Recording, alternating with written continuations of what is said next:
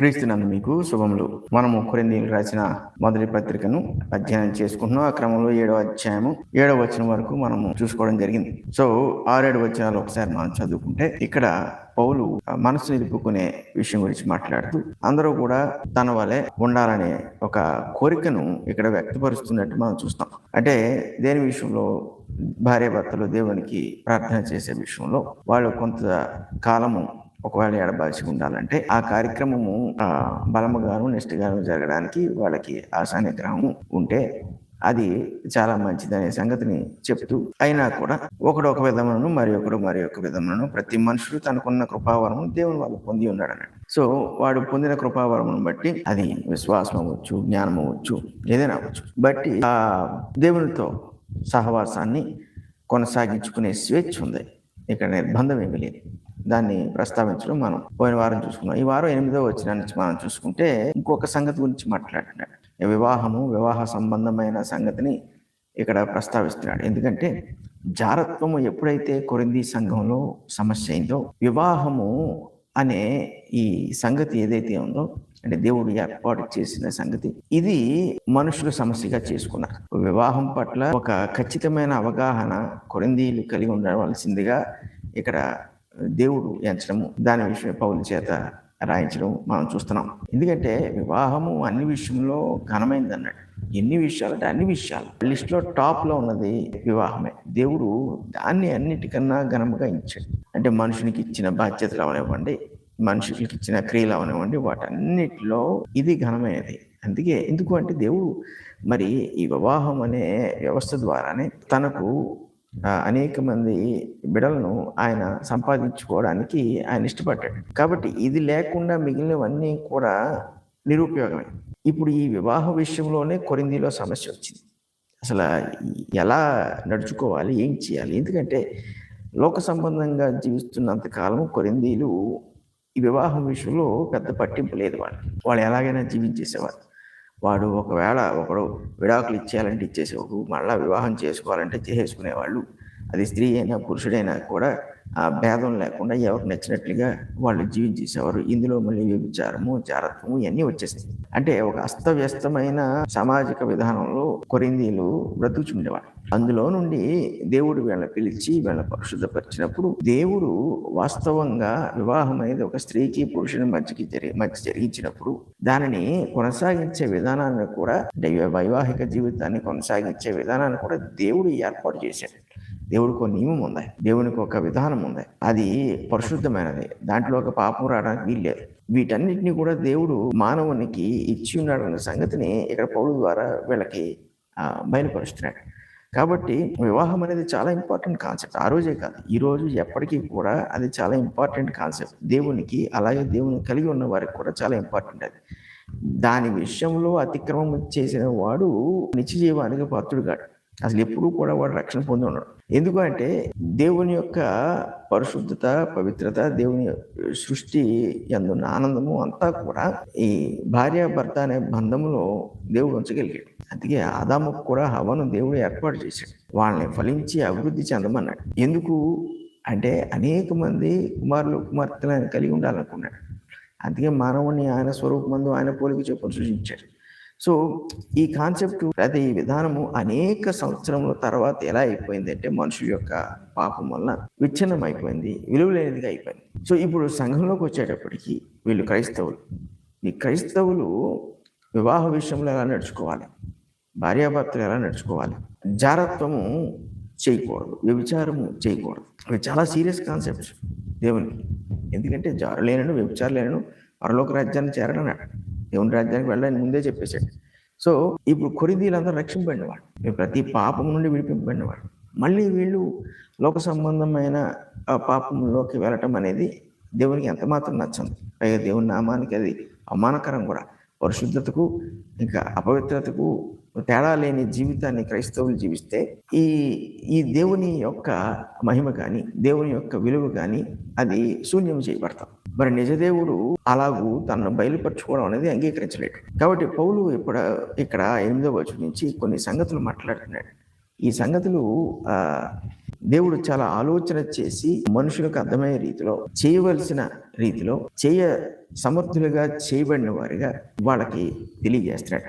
So 8వ వచనంలో అంటున్నాడు, నా వలె నుండుట వారికి మేలని పెండ్లి కాని వారితోనూ విధవరాండ్రతోనూ చెప్పుచున్నాను.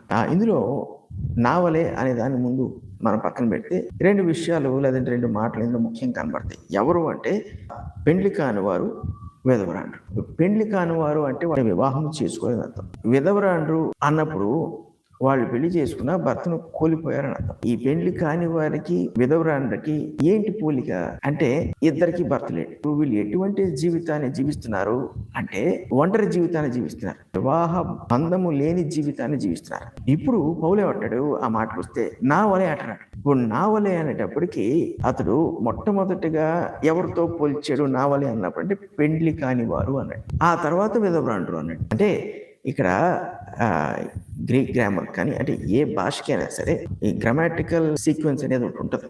అది మొదట వాడబడిన పదం ఏదైతే ఉంటుందో అది ఈ కర్త ఏదైతే ఉందో దానికి దగ్గరగాను, దాన్ని సూచించేటట్లుగాను, దానికి పోలికగాను వాడబడుతుంది. తర్వాత వాడబడినవన్నీ కూడా ఇక ఈ సూచనగా వాడబడిన పదం ఏదైతే ఉందో ఇక్కడ చూసుకుంటే పెండ్లి కాని వారు అన్నాడు. కాబట్టి తర్వాత వాడబడిన పదాలన్నీ కూడా ఈ పెండ్లి కాని వారికి లింక్ అయి ఉంటాయి. అందుకే విధవరాండ్రు అన్నాడు. విధవరాండ్రు అన్నది పౌలుని డైరెక్ట్గా ఉద్దేశించట్లేదు, కానీ పెండ్లి కాని వారు అనేది పౌలుని డైరెక్ట్గా ఉద్దేశిస్తుంది. ఇప్పుడు పౌలు నా వలె నుండుట వారికి మేలని పెండ్లి కాని వారితోనూ విధవరాండ్రతోనూ చెప్పుచున్నాను అన్నప్పుడు పౌలు వివాహము కానివాడిగానే జీవించాడు. కొరింథీ పత్రిక రాస్తున్న కాలానికి మనం వస్తే 50లోకి వచ్చేసాడు. అంటే మొదటి శతాబ్దము 50వ సంవత్సరము అంటే 50 సంవత్సరాలకు వచ్చాడు. పౌలు ఏమి చిన్న వయసు వాడు ఏం కాదు, వృద్ధాప్యానికి దగ్గరికి వచ్చేసాడు.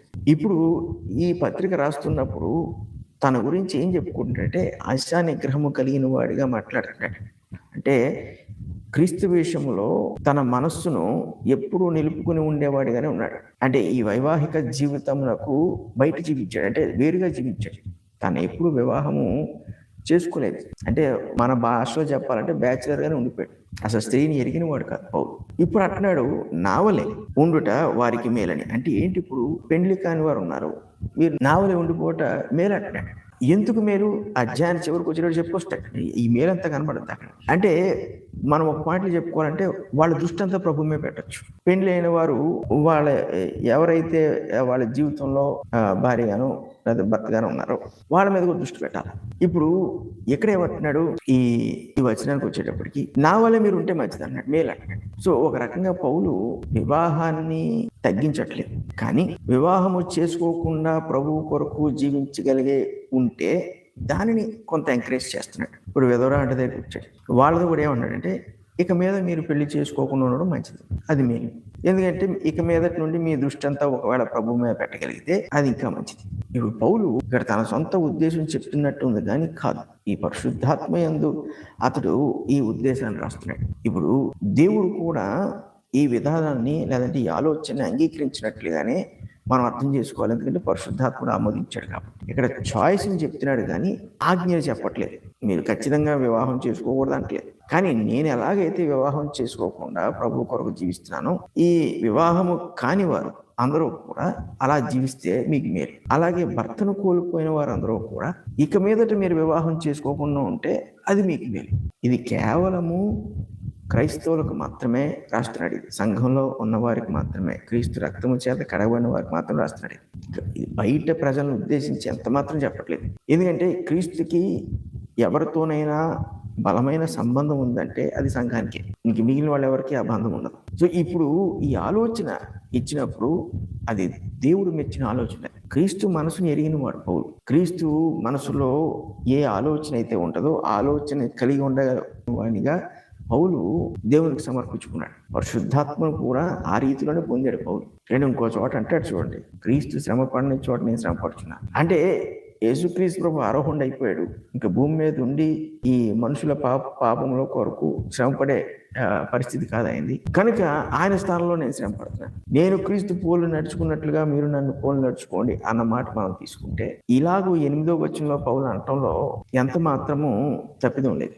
ఇది జ్ఞానం. ఇది ఇప్పుడు నువ్వు క్రీస్తు కొరకు వివాహాన్ని విడిచిపెట్టి స్త్రీ జోలికి లేదా పురుషుని జోలికి వెళ్లకుండా నువ్వు ఉండగలిగితే అది మేలు అంటున్నాడు. అంటే అందులో ఉండే జీవితము ఇంకా బలమైనదనో ఉత్తమమైనదనో, లేకపోతే మరి ముఖ్యంగా క్రీస్తు కొరకు మరింతగా పని చేయగలిగే అవకాశం అక్కడ ఉంటుందనో చెప్తున్నాడు. పౌలు ఎలాగో పని చేయగలిగాడు క్రీస్తు వరకు. చూడండి, పేతురు వివాహం చేసుకున్నాడు. అలాగని వివాహము చేసుకున్న వాళ్ళని తగ్గించేస్తున్నాడని కాదు, కానీ పరిస్థితుల్ని గమనిస్తున్నాడు పౌలు. పరిశుద్ధాత్మ యందు అక్కడ పరిస్థితులను గమనిస్తున్నాడు. కొరింథీ పట్టణంలో పరిస్థితులను గమనిస్తున్నాడు. ఇప్పుడు ఏమంటే పురుషుడు స్త్రీని ముట్టుకుంటుంటే మేలన్నాడు, ఇదే అధ్యాయం 1వ వచనంలో. కానీ జారత్వములు ఉన్నాయి కాబట్టి ప్రతి పురుషునికి సొంత భార్య, ప్రతి స్త్రీకి సొంత పురుషుడు ఉండవాలన్నాడు. ఎందుకు జారత్వం ఎందుకు వస్తుంది? మనసు నిలుపుకోలేకపోతున్నారు కాబట్టి. ఇప్పుడు ఇక్కడ ఏ పాయింట్ మీద చెప్తున్నాడంటే, మనసు నిలుపుకోగలిగిన వారు ఉంటే వాళ్ళ గురించి చెప్తున్నాడు. అటువంటి వాళ్ళు ఉన్నప్పుడు, లేదంటే అలాగ ఉండడానికి ఒక నిర్ణయించుకున్నప్పుడు, అలా ఉండడానికి విశ్వాసాన్ని పొందగలిగి భక్తి చేయగలిగినప్పుడు నా వలె ఉండిపోవటం మేలు అంటాడు. ఎవరంటారు ఎందుకు ఉండిపోవాలంటే, ఇదివరకు వాళ్ళు పెళ్లి చేసుకున్నారు, ఇప్పుడు భర్తలు చనిపోయారు. చనిపోయిన తర్వాత ఇప్పుడు ఏమంటాడంటే, ఇప్పుడు మీరు ఉన్న స్థితిలో ఉండిపోవటానికి మీకు ఎక్కువ అవకాశం ఉంది. ఇప్పుడు మీరు మనసు నిలుపుకోవాలనుకుంటే సో వాళ్ళని ఎంకరేజ్ చేస్తాడు అనమాట, దేవునికి సమర్పించేసుకుని జీవించిన. అందుకే ఈ మాటను మనం ఇక్కడ చూస్తాం. సో ఇప్పుడు పెళ్లి చేసుకోవాలా పెళ్లి చేసుకోకూడదా అనేది విశ్వాసమును బట్టి క్రైస్తవుడు ఎంచుకునే ఒక చాయిస్. అది ఇది కూడా దేవుడే తీసుకొచ్చాడు. దీన్ని వివాహ బంధమును ఏర్పాటు చేసిన దేవుడే. ఒకవేళ వివాహము చేసుకోకుండా పౌలులాగా దేవుని కొరకు జీవితాంతము జీవించేసే ఆ విధానాన్ని ఎంచుకుంటే దేవుడు దాన్ని సమర్థిస్తున్నాడు, దాన్ని కొట్టివేయట్లేదు. ఎందుకంటే అందరూ ఉండలేరు, ఇలా అందరూ ఉండాలనే రూలు కాదు. దీన్ని అర్థం చేసుకోవాలి మనం. ఇప్పుడేమంటున్నాడు 9వ వచనంలో, అయితే మనస్సు నిలుపులేని ఎడల పెండ్లి చేసుకొని వచ్చును, కామతప్తులగుట కంటే పెండ్లి చేసుకున్నట్టు మేలు.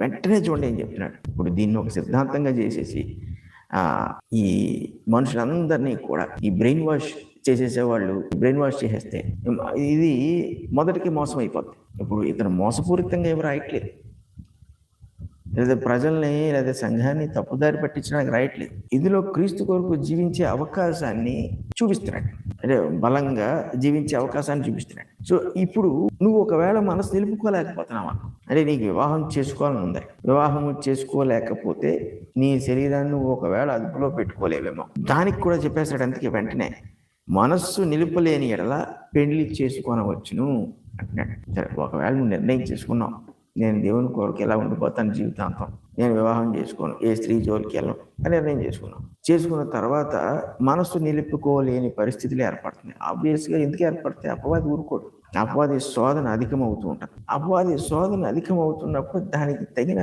భక్తి మనం చేస్తూ ఉండాలి ఆ శోధన జయించడానికి. ఒకవేళ ఆ భక్తి విశ్వాసములను మనం కలిగి ఉండలేని పరిస్థితుల్లో మనసు బలహీనపడుతుంటుంది. మనసు బలహీనపడుతున్నప్పుడు అరే నేను ఇలా ఉండిపోవాలనుకున్నాను కదా అని మనము స్వశక్తితోనూ మనకున్న ఆలోచనతోనూ మనం పోరాడుతున్నాం అనుకోండి, అప్పుడు అపవాదితో మనం పోరాడలేం, ఓడిపోతాం ఖచ్చితంగా. అప్పుడు జాగ్రత్తం చేసేయాలి. ఇప్పుడు అదే సమయంలో మనసు నిలుపుకోలేకపోతున్నానని ఒకవేళ ఒక వ్యక్తికి అర్థమైతే అతను పెళ్లి చేసుకోవచ్చు. అక్కడ దేవుడు అరే నువ్వు మాట ఇచ్చావు కాబట్టి నువ్వు మాట తప్పకూడదు, నువ్వు ఈ నిర్ణయం తీసుకున్నావు కాబట్టి ఈ నిర్ణయాన్ని విడిచిపెట్టకూడదు, విడిచిపెడితే నేను శిక్షిస్తాను అనే ఉద్దేశం ఇక్కడ లేదు. అసలు మనసు నిలుపుకోలేకపోతే పెళ్లి చేసుకో, అందుకే అన్నాడు పెళ్లి చేసుకోవచ్చును అన్నాడు. కామతప్తులు అగుట కంటే పెళ్లి చేసుకోవటం మేలు. ఈ కామంతో అటు ఇటు తిరుగులాడే కన్నా పెళ్లి చేసుకోవడం మేలు. ఏమవుతప్పుడు సాక్ష్యం పాడైపోతుంది. దేని కొరకు ఇప్పుడు మన క్రైస్తవులు అయ్యాం, దేవుడు మనల్ని సమస్త పాపం నుంచి విడిపించాడు. విడిపించిన తర్వాత మళ్ళీ లోకంలోకి ఈ వివాహము లేదు కాబట్టి మనసు నిలుపుకోలేకపోతున్నాను కాబట్టి అనే ఒక ఆలోచన చేత మళ్ళీ లోకంలోకి వెళ్ళిపోతాయి. అది అపరాధం అయిపోయింది. ఇప్పుడు ఆ అపరాధం ఏం చేస్తుంది? శిక్షకు కారణం. ఇప్పుడు దేవుడు మనల్ని శిక్షించి అప్పుడు మళ్ళీ పరిశుద్ధపరచుకోవాలి. కాబట్టి ఇటువంటి విధానంలోకి వెళ్ళకూడదు. కాబట్టి ఏమంటాడంటే పెళ్లి చేసుకోండి. మీరు ఈ కామానికి మీరు గురైపోయి మీరు రహస్యమైన క్రియలు చేసే కన్నా పెళ్లి చేసుకోండి. ఇది చాలా సింపుల్గా చెప్తున్నాడు. అసలు ఈ పాయింట్ చెప్పకపోతే ఏమైనా నష్టం అయితే కొత్తగా తీసుకొచ్చినట్టు ఎందుకు ఇది పెట్టాడు అంటే, మరి పౌలు వ్యక్తిగత అనుభవంలో క్రీస్తుతో తాను ఒక కొత్త అధ్యాయానికి దారి తీశాడు. వ్యక్తిగతంగా తన క్రీస్తుని అనుసరించి క్రీస్తుకు నమ్మకంగా ఉండి క్రీస్తుకి దాసుడుగా ఉంటున్న ఈ సందర్భంలో ఒక కొత్త అధ్యాయానికి అతను నాంది పలికాడు. ఏంటి ఆ కొత్త అధ్యాయం అంటే, నేను క్రీస్తు కొరకు వివాహము చేసుకోకుండా స్త్రీని ఎరుక్కుండా నా జీవితాంతం నేను జీవిస్తాను. నన్ను బలపరచువాని సమస్తము నేను చేయగలను కదా. ఆయన బలపరుస్తుంటే నేను ఈ పని చేయగలను. తద్వారా నేను ప్రభు కొరకు ప్రతి పనిలోనూ కూడా వెనక్కి చూడకుండా, లేకపోతే ఆలస్యం అనేది లేకుండా, కొన్ని కారణాలు ఆటంకంగా వచ్చే పరిస్థితి లేకుండా నేను ముందుకు వెళ్ళిపోగలను. ఇది అతడు విశ్వాసమును బట్టి క్రీస్తు మనసును ఎరిగిన వాడిగా తీసుకున్న నిర్ణయం. ఇప్పుడు ఈ నిర్ణయము 12 మంది శిష్యులు తీసుకున్నారా అంటే వాళ్ళ విషయంలో చెప్పలేదు, వాళ్ళు ఇలా చెప్పలేదు. సో ఈ ఆలోచన పౌలుకి ఎలా తట్టింది? విశ్వాసం బట్టి తట్టింది. దేవునికి అతనికి ఉన్న సంబంధాన్ని బట్టి అది క్రీస్తు ఉండి అతను కలిగి ఉండొచ్చు, లేదంటే క్రీస్తులాగా జీవించాలి అనే మనస్సును కలిగిన వాడిగా, అంటే ప్రభు మనసును ఎరిగిన వాడిగా ఈ నిర్ణయం తీసుకుని ఉండొచ్చు. ఇప్పుడు దావీదు ఆలయం కట్టాలనుకున్నాడు దేవుడికి. ఎవరు చెప్పారు అతనికి? దేవుని పట్ల ఉన్న విశ్వాసమును బట్టి ఆ విశ్వాసంలోంచి వచ్చిన ఒక మేలైన ఆలోచన అంతే. ఆ విశ్వాసము మరి అటువంటి క్రియలకు నడిపిస్తుంది, దేవుణ్ణి సంతోషపెట్టే క్రియలకు నడిపిస్తుంది. ఈ పౌలు ఇతడు ఎక్స్ట్రా స్టెప్కి వెళ్ళాడు. కాబట్టి ఏం చేశాడు? తన జీవితంలో క్రీస్తుని అనుసరిస్తున్న విధానంలో కలిగిన అనుభవం అంతటిలో కూడా ఒక క్రొత్త అధ్యాయాన్ని రాశాడు. ఏంటంటే, వివాహము లేకుండా నేను క్రీస్తు కొరకు జీవించగలను. ఇప్పుడు ఆ అధ్యాయం రాసేసినప్పుడు దాని అర్థం ఏంటంటే, ఒకడు అలాగ జీవించగలడు కాబట్టి ఇంకా ఎవరైనా అలాగ జీవించగలిగితే తాను అవివాహిగా, అంటే వివాహము లేనివాడిగా జీవించినప్పుడు ఏ అనుభవాన్ని అయితే క్రీస్తు వల్ల పొందాడో అదే అనుభవాన్ని వివాహము చేసుకోకుండా క్రీస్తు కొరకు జీవించేవాళ్ళు అనుభవిస్తే మేలు అన్నాడు. అందులో ఉన్న ఔన్నత్యాన్ని చూశాడు పౌలు. అందుకు ఇప్పుడు అది క్రీస్తు యొక్క కనుసనల్లో జరిగింది కాబట్టి పౌలు విషయంలో దానిని ఈ పత్రికలో రాయటానికి ప్రభు అనుమతించాడు. ఎందుకంటే ఒక విషయంలో అలా జరిగి క్రీస్తు లబ్ధి పొందుతున్నప్పుడు అలాగ చేయగలిగిన వాళ్ళు ఇంకా ఉంటారు అన్నదే దేవుని ఉద్దేశం. అది ప్రభువుకు తెలుసు, అలా చేయగలిగిన వాళ్ళు ఉంటారు కాబట్టి అలా రాయించుకొచ్చాడు.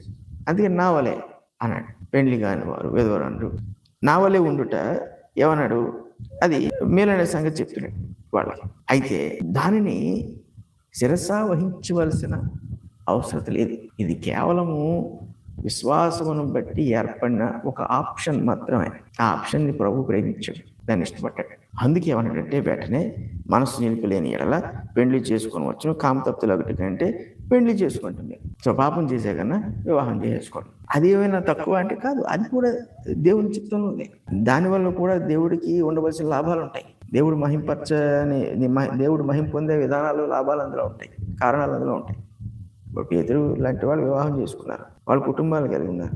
కానీ అపోస్తలత్వము అనే విషయంలో పౌలు ఎంతటి వాడు, పేతురు అంతటి వాడే. సో ఇవి వ్యక్తిగతంగా విశ్వాసమును బట్టి, పరిచర్యలో జరగవలసిన సంగతులను బట్టి కొంతమంది తీసుకునే నిర్ణయాలు. ఆ నిర్ణయాల్ని దేవుడు ఆహ్వానిస్తున్నాడు. అది దేవునికి మహిమకరంగా ఉంటుంది. విశ్వాసులు దాన్ని గౌరవించడం. సో పాపము చేయకుండా ఉండగలిగితే ఇలా ఉండమంటున్నాడు. తర్వాత అంటున్నాడు 10వ వచనంలో, మరియు పెండ్లైన వారికి నేను కాదు ప్రభువే ఆజ్ఞాపించినదేమనగా. సో ఇప్పుడు ఆజ్ఞకు వచ్చాడు. ఇక్కడ ఇదివరకు ఏమి చెప్పాడు? హితోపదేశం చెప్పాడు. హితోపదేశం చెప్పినప్పుడు అది దేవుడు తనకు అనుగ్రహించిన అధికారం బట్టి చెప్పాడు.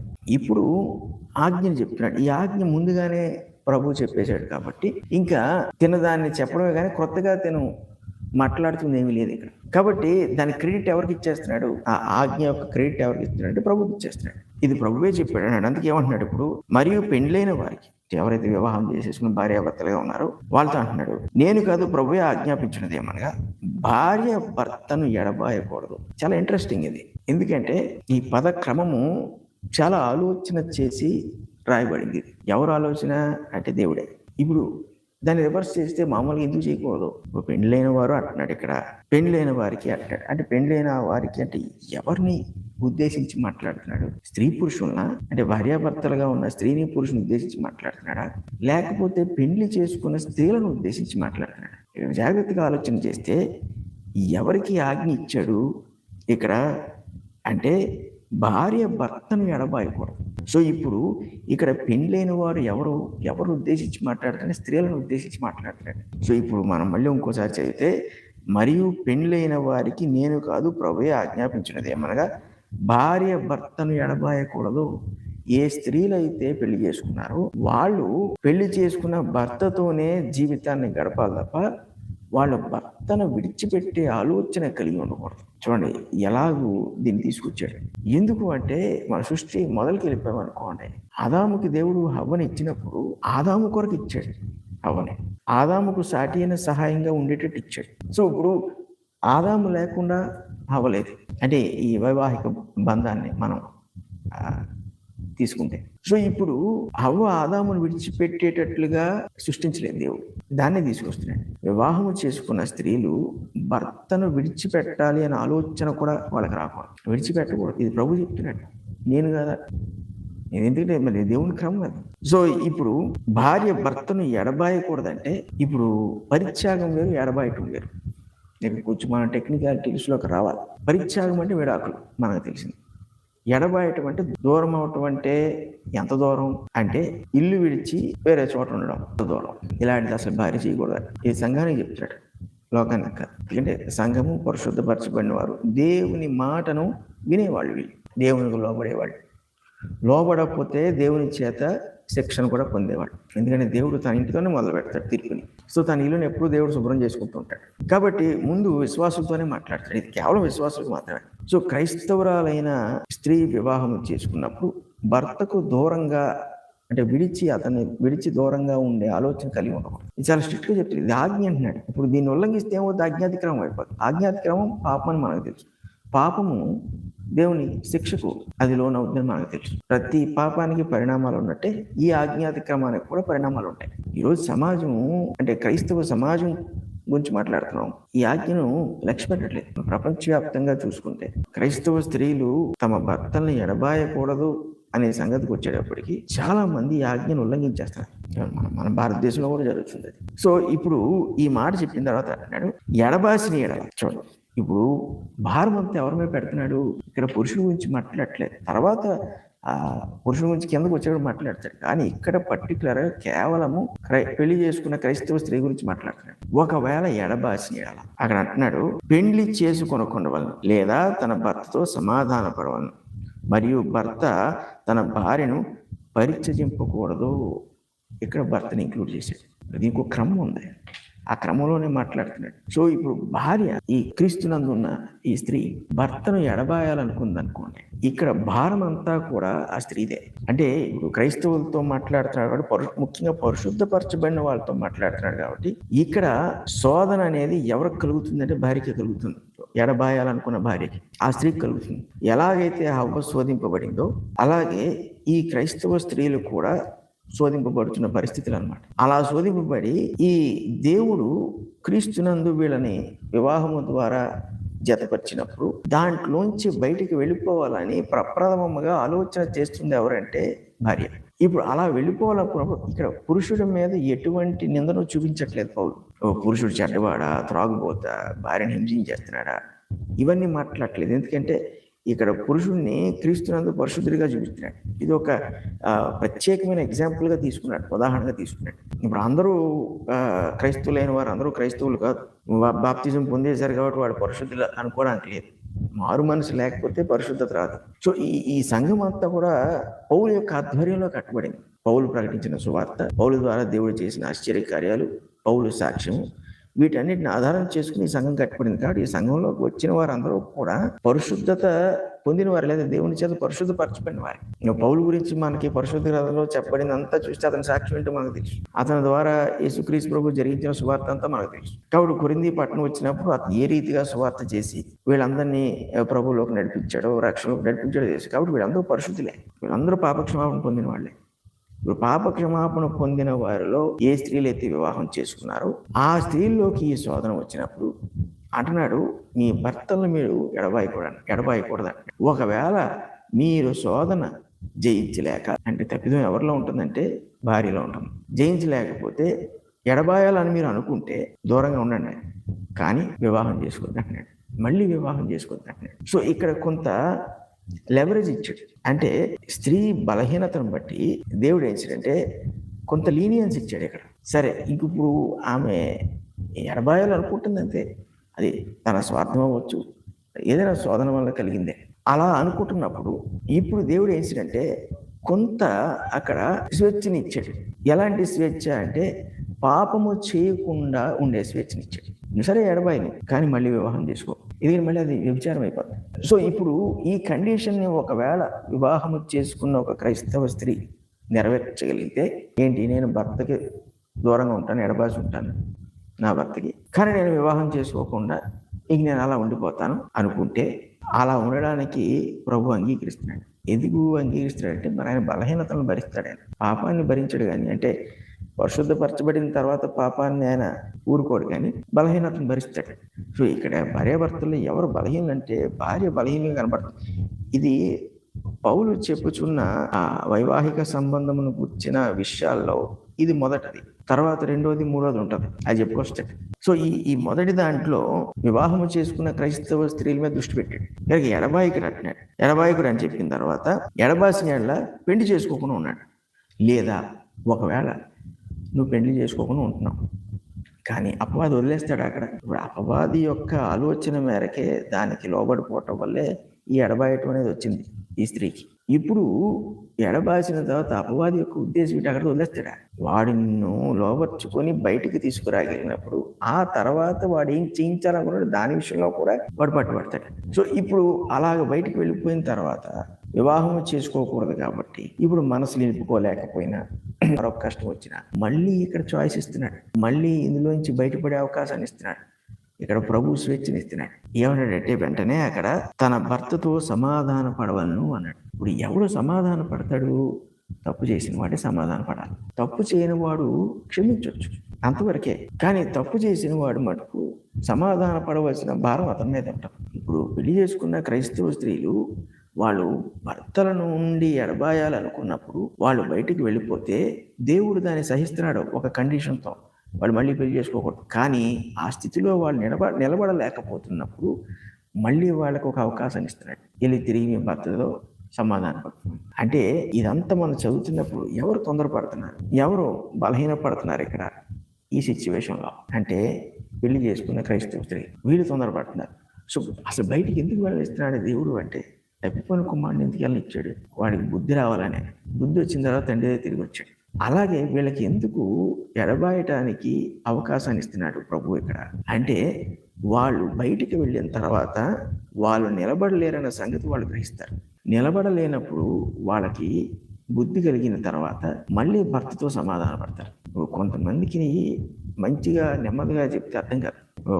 వాక్యము బోధిస్తున్న కొద్దీ కూడా అహంకారంతో ప్రవర్తిస్తుంటారు, కఠినంగా ప్రవర్తిస్తుంటారు. వాళ్ళు దానికి కూడా కారణాలు ఎదుర్కొంటారు, ఇతరుల మీద నిందలు వేస్తుంటారు. కానీ వాళ్ళు ఏది కోరుకుంటున్నారో అది ఇచ్చాడు అనుకోండి దేవుడు, ఒక ఆజ్ఞను అక్కడ నుంచి. ఇప్పుడు ఈ స్త్రీల విషయంలో అయితే ఆ ఎడబాయటాన్ని వాళ్ళకి ఇస్తూ వివాహము మళ్ళీ మీరు చేసుకోకూడదనే కండిషన్తో వాళ్ళు పంపిస్తున్నాడు బయట. మరి వీళ్ళు విశ్వాసం కలిగిన వాళ్ళే కదా, ప్రభువుని ఎరిగిన వాళ్ళే, రక్షణ పొందిన వారే కదా. సో ఇప్పుడు శోధనకు ఇంకా అధికమైన శోధనకు గురైనప్పుడు వెంటనే వీళ్ళకి బుద్ధి కలిగే పరిస్థితులు ఏర్పడతాయి. లేదు వివాహం చేసుకోకుండా జీవితాంతం ఉండిపోతాం అనుకున్నారు అనుకోండి, ఉండిపోమంటున్నాడు అలా. కానీ శోధన కలిగి నిలబడలేకపోతే ఇప్పుడు ఏమన్నాడు, వచ్చి సమాధానం పడుకోని భర్త. సో అంటే సమాజంలో, క్రైస్తవ సమాజంలో ఎటువంటి స్త్రీలు ఉంటారంటే ఉంటారు. అది కొరింథీ సంఘంలో కూడా ఉన్నారు. అందుకు పౌలు ద్వారా దేవుడు ఇది రాసేస్తున్నాడు.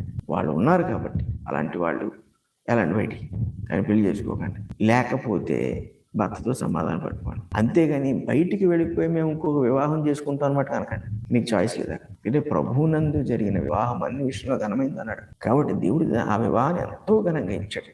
ఆ వివాహం ద్వారా భార్యాభర్తను ఆశీర్వదించాడు దేవుడు. అసలు ఒకవేళ ఇప్పుడు వాళ్ళకి పిల్లలు ఉంటే ఈ క్రైస్తవ స్త్రీ చేస్తున్న పనికి మరి బిడ్డలు ఏమైపోతారు? వాళ్ళెంత క్షోభను అనుభవిస్తారు, వాళ్ళెంత వేదన అనుభవిస్తారు, ఎంత అవమానాన్ని అనుభవిస్తారు. కొంతమంది క్రైస్తవ స్త్రీలు శోధన చేత పట్టుబడితే ఇంక ఇవన్నీ ఆలోచించారు. కాబట్టి ఆ శోధన వాడిని జయించాలన్నా, లేకపోతే ఆ భారాన్ని భరిస్తూ జీవితాంతం జీవించాలన్నా, ఎటువంటి భారము, ఎడబాసిన భారం, వాళ్ళు వెళ్ళిపోవచ్చు, పెళ్లి చేసుకోకుండా ఉండాలి, లేకపోతే భర్తతో సమాధానం పడిపోవాలి. సో భార్యలైన వారు అంటే క్రైస్తవులుగా ఉన్న స్త్రీలు వీళ్ళు వైవాహిక బంధం యొక్క ప్రాముఖ్యతను ముందు అర్థం చేసుకోవాలి. వాళ్ళు భర్తను కలిగి జీవిస్తున్నప్పుడు ఆ జీవితము వారి కొరకు జీవించట్లేదు, క్రీస్తు కొరకు జీవిస్తున్నారు. ఈ బంధాన్ని ఎవరైతే ఏర్పాటు చేశారో, ఏ దేవుడైతే ఏర్పాటు చేశారో ఆ దేవుని కొరకు వాళ్ళు జీవిస్తున్నారు. లోకంలో ఉన్న వాళ్ళైతే వ్యక్తుల కొరకు జీవిస్తారు. భర్త కొరకు జీవించాలి, లేదా నేను భార్య కొరకు జీవించాలి. ఇది కొన్నాళ్ళకి వాళ్ళకి అలసట అయిపోద్ది, భరించలేనిది అయిపోయింది అనుకోండి. నేను నీ కొరకు ఎందుకు జీవించాలంటే నీ కొరకు ఎందుకు జీవించాలనుకుంటారు, విడిపోతారు. మళ్ళీ ఎవరి మార్గాల్లో వాళ్ళు వెళ్ళిపోతారు, అక్కడ అపరాధాలు జరిగిపోతాయి. కానీ ఇక్కడ అలా కాదు. దేవుని యందు ఏర్పరచబడిన బంధానికి ఆ బంధంలో ఉన్న వాళ్ళు దేవుని కొరకు జీవించవలసిన వారే ఉన్నారు. ఏ స్త్రీ అయితే భర్తను ఎడబాయాలనుకుంటుందో దానిని అలక్ష్యం చేస్తుంది, అయినా దాన్ని సహిస్తున్నాడు ప్రభు. వివాహం చేసుకోకుండా ఎడబాసి ఉన్నట్టున్నాడు, లేదా భర్తతో సమాధానం. ఇప్పుడు చూడండి, నమ్మకంగా జీవిస్తున్న క్రైస్తవ భర్తకి ఎంత ధైర్యంగా, ఎంత ఓపెన్గా ఒక ఆజ్ఞ ఇస్తున్నాడు అంటే వాడు చేయగలదని. ఇక్కడ ఈ విషయంలో, ఈ సిచ్యువేషన్లో ఈ భర్త నమ్మకమైన వాడు. ఎవరికి? దేవునికి. వాడు దేవుని కొరకు జీవిస్తున్నవాడు, వాళ్ళలో దోషాన్ని చూపించట్లేదు. ఇక్కడ ఇప్పుడు అతనితో అంటున్నాడు, ఈమె వెళ్ళిపోయింది కదా, ఎడబాసింది కదా అని వాడి కోపం డెఫినెట్గా. తర్వాత వాడి చుట్టూ ఉండే వాళ్ళు బోల్ సలహాలు ఇస్తారు. ఇప్పుడు ఇలాంటి పరిస్థితుల్లో ఆ భర్తకి తన భక్తిని, తన దేవుని పట్ల తన నమ్మకత్వాన్ని కొనసాగించుకోవడానికి ఇక్కడ ఆజ్ఞిస్తున్నాడు. ఎందుకు?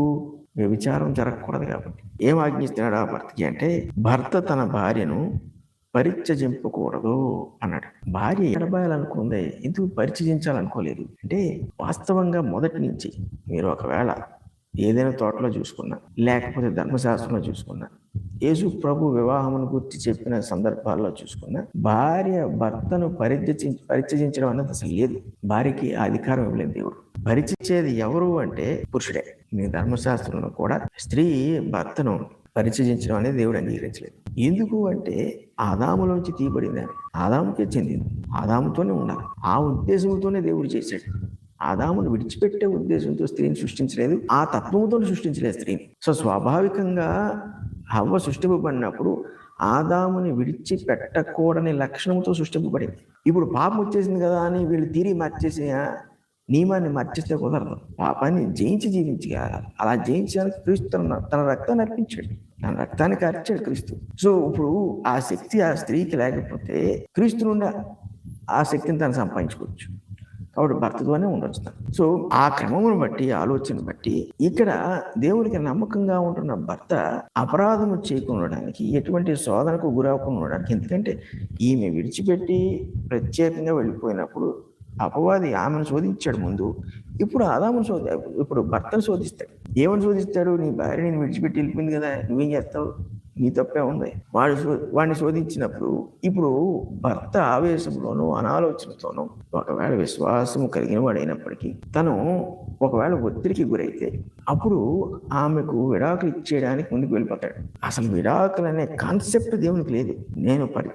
ఏమన్నాడు మలాకీ గ్రంథం 2:16 నేను పరిత్యాగమును అసహ్యించుకొనిచున్నాను అన్నాడు. అసలు ఎందుకు అసహించుకుంటాడు దేవుడు అంటే, ఎప్పుడు ఆయన దృష్టిలో అది లేదు. లేని తీసుకొచ్చి పెట్టారు. ఎందుకు తెచ్చిపెట్టారో? పాపం వల్ల, అపవాది యొక్క ప్రభావానికి గురవటం వల్ల. అసలు దేవుడు విడాకులనే ఉద్దేశంతో ఆదాముని అవ్వను సృష్టించుంటే ఎలా ఉండేది చూడండి. అప్పుడు సాటి అయిన సహాయంగా రాదామ, తన మాంసంలో మాంసం, తన ఎముకలో ఎముకగా వచ్చేది కాదు. ఇంకొక ప్రత్యేకమైన వ్యక్తిగా, ప్రత్యేకమైన మట్టి మొదలు తయారు చేసేవాడు. కానీ ఇద్దరు ఏక శరీరంగా ఉండాలనే ఉద్దేశంతోనే దేవుడు సృష్టించాడు. కాబట్టి అసలు దేవుని సంకల్పంలో పరిత్యాగం అనేది లేదు. ఇది కేవలము అపవాది తీసుకొచ్చాడు. దానికి తల ఉంచుతున్నారు ఎవరు? మనుషులు, ముఖ్యంగా క్రైస్తవ సంఘాల్లో ఉన్నవాడు. దేవుని దృష్టిలో ఇది ఎంత మాత్రం లేదు. కనుక ఇప్పుడు భర్త నమ్మకంగా ఉన్నాడు, భర్త తప్పు చేయకూడదన్న ఉద్దేశంతో ఏం చేస్తాడంటే, భర్త భార్యను పరిత్యజింపకూడదు అన్నాడు. నువ్వు వెళ్ళిపోయి విడాకులు ఇచ్చాక అమ్మాయికి నేను ఉద్దేశం వెళ్ళిపోయింది కాబట్టి మరి ఏం చేయాలి? ఓపిక ఏదో చూడాలి. శ్రమ అంటే శ్రమే. క్రీస్తు కొరకు జీవించే విషయంలో కొందరికి ఈ శ్రమ కలుగుతుంది, కొందరు ఈ శ్రమను అనుభవించవలసి ఉంటుంది. ఈ శ్రమ వల్ల విశ్వాసములో వృద్ధి చెందుతాడా ఈ పురుషుడు అంటే? బ్రహ్మాండంగా వృద్ధి చెందుతాడు. ఎందుకంటే దేవుని ఆజ్ఞకు లోబడుతున్నాడు కాబట్టి ఒక గొప్ప సాక్ష్యాన్ని పొందుతాడు, అనేక మందికి మాదిరిగా ఉంటాడు, ప్రభావితుడిగా ఉంటాడు. ఈ శ్రమను అనుభవిస్తూ క్రీస్తు కొరకు ఒక వెలుగుగా జీవించేస్తుంటాడు. అయితే ఎందుకు పరిచయింపకూడదు అన్నాడంటే, ఒకవేళ ఎడబాసిన భార్య భర్తతో సమాధాన పడాలనుకుంటే ఆవిడకి అవకాశం ఉండాలి. దేవుడు ఆమెను బట్టి ఆమెకు అవకాశాన్ని ఇవ్వడం కోసము భర్తని అలా ఉండుకోమంటున్నాడు. అంటే ఎందుకు భర్తను అలా ఉండమంటున్నాడంటే, సమస్య వచ్చింది భార్య వల్ల కానీ విశ్వాసమందు నిలకడగా ఉన్న భర్త వల్ల కాదు. కాబట్టి భర్త తన విశ్వాసం ఉండగలడు, కొనసాగించగలడు. వాడికి ఆజ్ఞ ఉంటే చాలు, ఆజ్ఞను పాటించేస్తాడు. కనుక ఆజ్ఞని ఇచ్చాడు. ఏమని ఆమె వెళ్ళిపోయింది కదా, నువ్వు ఆమె విడాకులు ఇచ్చేకు, నువ్వు ఎన్నటికీ ఆవిడ విడాకులు ఇవ్వకూడదు. అందుకే క్రైస్తవ సమాజంలో పురుషుడు ఎప్పుడు విడాకులు ఇవ్వకూడదు. అసలు విడాకులు అనేది ఇచ్చిన వాడు వెంటనే అపరాధి అయిపోతున్నాడు. ఈ విడాకులు అనే క్రమం లేదు అసలు. అది లేదు కాబట్టి, దేవుని సంకల్పం లేదు కాబట్టి, ఒక క్రొత్త అవకాశాన్ని అపవాది సృష్టించాడు కాబట్టి ఈ క్రైస్తవ భర్త దీనిని అవకాశంగా తీసుకుని అమాయకత్వంలోనూ తెలియనితనంలోనూ ఇంకొక చెడ్డ నిర్ణయం తీసుకోకుండా ఇక్కడ కూడా ఆజ్ఞ ఇచ్చేసాడు. ఏంటంటే భర్త మటుకు భార్యను పరిచయింపకూడదు అన్నాడు. ఇప్పుడు సడన్ గా ఈ భర్తకి అన్ని చూపులేట్ వెళ్ళిపోతాయి. ఇదేంటి, నా భార్య నన్ను కాదని అన్యాయంగా వెళ్ళిపోయింది, ఒంటరిగా ఉంటానంటుంది, నన్ను దేవుడు ఎలా ఉంచుతున్నాడు ఏంటి? ఇప్పుడు విశ్వాసం బట్టి ఆజ్ఞ అర్థం చేసుకుంటాడు. ఎందుకంటే మొదటి నుండి స్త్రీగాను పురుషునిగాను సృష్టింపబడి వారిద్దరూ ఒకటైనప్పుడు ఏ మనుషుడు వాడిని విడదీయకూడదు అన్న ఆజ్ఞ ఉంది. ఇప్పుడు వివాహము భ్రష్టు పట్టుకోకూడదు అంటే, వివాహ సంబంధము ఈ పురుషుడు ఏం చేయాలంటే ఆ వైవాహిక బంధాన్ని నిలబెట్టగలగాలి. ఎలాగా? భార్య ఎడబాచిన తను పరిత్యజింపకుండా మరొక వివాహము చేసుకోకుండా ఉన్నంత కాలము దేవుని దృష్టిలో ఇద్దరు భార్యాభర్తలే. ఎందుకంటే పరిత్యాగం అనేది మధ్యలో లేదు. పరిత్యాగ పత్రము లేకుండా ఎడబాసిన భార్య పెళ్లి చేసుకోకుండా ఉండి, అంటే ఎటువంటి వ్యభిచారము జాగ్రత్తము చేయకుండా ఉండి, అలాగే భర్త కూడా తాను దేవుని యందు ఉంటున్నంత కాలం ఉంటున్నాడు కాబట్టి ఆమె కూడా ఎడబాసి ఉంటుంది కాబట్టి దేవుని దృష్టిలో ఇద్దరు ఇంకా ఒక్క శరీరమే. అంటే అపవాది కలిగిస్తున్న శోధనను ఒకవేళ తట్టుకోలేని క్రమంలో దేవుడు తన కృపయందు తన ఆలోచనలో ఈ విస్తారమైన ఒక విధానాన్ని ఏర్పాటు చేశాడు. ఇక్కడ ఎవరికి అడ్వాంటేజ్ ఇచ్చాడు అంటే క్రైస్తవ భార్యకి అడ్వాంటేజ్ ఇచ్చాడు. ఎందుకంటే ఆమె ఎడబాయాలంటే ఎడబాయమంటున్నాడు, కానీ పెళ్లి చేసుకోవద్దు అన్నాడు. పోనీ ఇప్పుడు లేదు, భర్తతో సమాధానం పడిపోద్దంటే పడిపోమంటున్నాడు. అందుకు భర్తను సిద్ధంగా ఉండమంటున్నాడు. నువ్వు పరిత్యాగం చేయకంటున్నాడు. అంటే ఇక్కడ ముందు శ్రమ అనుభవించిన వాడు భర్తే, ఆమె కోసం ఎదురు చూస్తూ శ్రమను అనుభవిస్తున్నవాడు భర్తే. తిరిగి సమాధాన పడ్డానికి వచ్చినప్పుడు ఆమె క్షమించి అంగీకరించిన వలసిన వాడు భర్తే. ఎగ్జాక్ట్గా క్రీస్తుకి సంఘానికి పోలిక. అందుకే మనం తప్పిదం చేసి ప్రభు క్షమించట్టి మళ్ళీ చేర్చుకుంటాడు ప్రభు. ఆమె వెళ్ళిపోయింది కదా, ఎడబాసింది కదా అని కోపంతో పరిత్యాగ పత్రం ఇచ్చేసి ఇంకొక పెళ్లి చేసుకున్నాడు అనుకోండి, ఈ వైవాహిక బంధానికి దాంట్లో ఉన్న పవిత్రతకి అర్థం ఉండదు. అసలు ఆ ఛాన్స్కి అవకాశం ఇవ్వట్లేదు. ఆ తలంపు పురుషుడికి ఉండకూడదు అంటాడు. ఎంత గొప్ప నీతి చూడండి. వైవాహిక బంధాన్ని కాపాడేస్తున్నాడు దేవుడు.